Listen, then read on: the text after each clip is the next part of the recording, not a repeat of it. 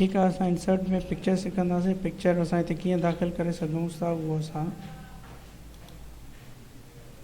Directly हितां ॾींदासीं। ठीकु आहे। हीअ पिक्चर हितां ॾिसोसि, पिक्चर असां दाख़िल करे सघूं था। जेके बि पिक्चर रखणु चाहियूं, मिसाल तौरु डेस्कटॉप ते ॾिसूंसि, हीअ पिक्चर आहे, इंसर्ट कराईंदासीं, पिक्चर अची वेंदी। ठीकु आहे। हाणे ॾिसोसि पिक्चर अची वई, हिनजी मां साइज़ घटि वधि करे सघांसि थो। ॾिसोसि एंड इन जी जीअं पिक्चर ते ॿाहिरि क्लिक था कयूं, हिकिड़ो मेन्यू गाइब थो थिए। ॾिसो क्लिक था कयूं, फॉर्मेट अचे थो। इहो सिखूं। अचूं था बैकग्राउंड हिन जो, नॉर्मली बैकग्राउंड हिन जो डिलीट थींदो आहे, सुठो सफ़ा न थींदो, जीअं परफेक्ट एॾो फोटोशॉप ईंदो। हीअ ॾिसोसि, तव्हां हिनखे घटि वधि करे सघोसि था। हितां हिनखे बि तव्हां थोरो हेठि मथे करे सघोसि था। एंड हिनखे असां कीप चेंजिस कंदासीं। ॾिसोसि बैकग्राउंड सॼो ख़तमु थींदो। साॻी वापसि आणींदासीं। रीसेट आहे, रीसेट कंदासीं।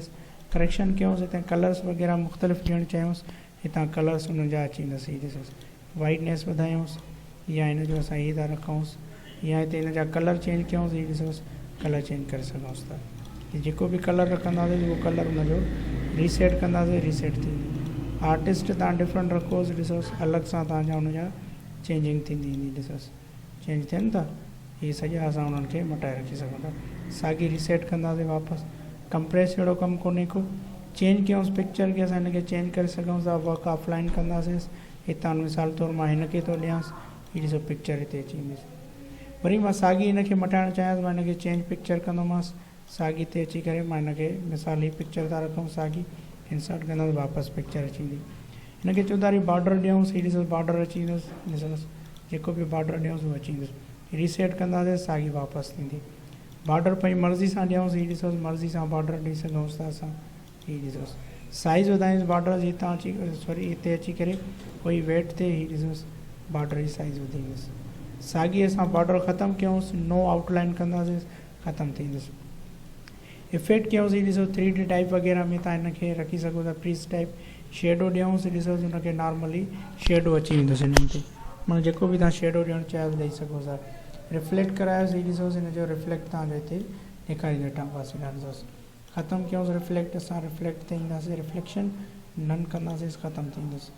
साॻी ते अची करे ग्लो ॾियूंसि, हीअ ॾिसोसि चौधारी हुनजे कलर अची वेंदुसि। ॾिसोसि सॉफ्ट एज तव्हांजी धुंधली थी पिक्चर ज़ाहिर थींदी। ॾिसोसि बिवेल कयूंसि 3D टाइप में, ॾिसोसि तव्हांजी उहा पिक्चर 3D टाइप में अची वेंदी हिते। एंड हिते ई असां वरी हिननि खे डिफरेंट स्टाइल्स में रखणु चाहियूंसि। हीअ ॾिसोसि तव्हांजो अलॻि सां डिज़ाइन में पिक्चर अची वेंदी। ॾिसोसि अच्छा हिते ॾिसोसि पोज़ीशन आहे। अगरि मां हिन जी साइज़ घटि थो कयांसि पिक्चर जी, ॾिसो जिते बि रखणु चाहियां थो न साइज़ हितां ज़ूम बि घटि था कयूंसि। ॾिसो मिसाल बॉटम ते रखूं, ॾिसो बॉटम ते। अगरि सेंटर ते त सेंटर ते, राइट साइड टॉप कंदासीं, ॾिसो टॉप। लेफ़्ट कंदासीं त लेफ़्ट थींदी। उनखां पोइ अगरि मां हिन जी साइज़ थोरी वधी रखी ऐं मां हिते टेक्स्ट थो ॾियांसि, मिसाल असां हिते टेक्स्ट कुझु बि ॾिनीसींसि, मिसाल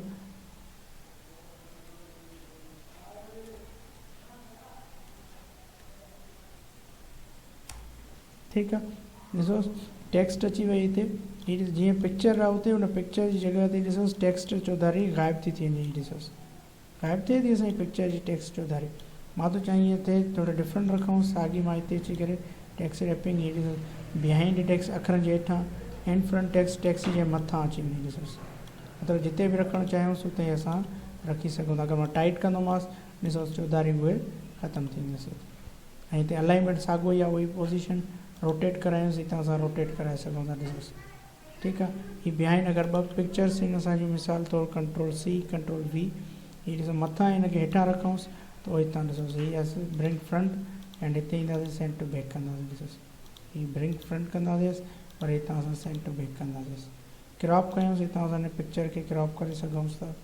हीअ ॾिसोसि सॉरी करे असां सिर्फ़ु एतिरो था रखूंसि, क्रॉप कंदासीं, क्रॉप पिक्चर एतिरी थींदी। ॾिसोसि हीअ पिक्चर असांजी एतिरी।